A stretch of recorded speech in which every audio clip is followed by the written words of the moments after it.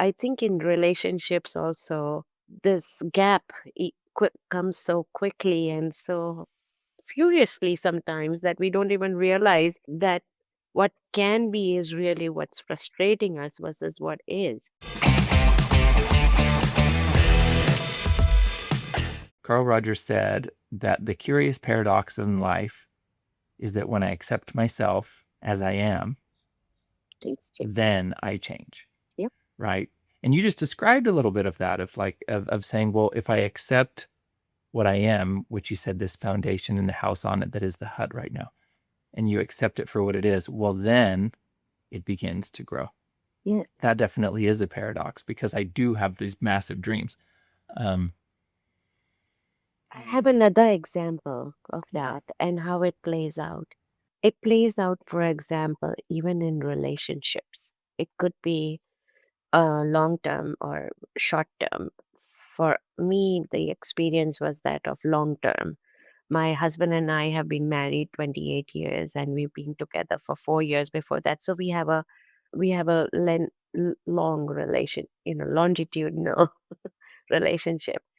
But at some point in time, because we don't have time or for whatever reason it falls off the front burner, is the assessment of what's the foundation of the relationship right now. We only go on the hope of what it can be, what it can be, what it can be, and not realizing that the air between what is and what can be starts to get filled up so quickly with resentments and unsaid expressions of whatever it was, leads to disappointment, and then it starts to feel like it's never going to work out.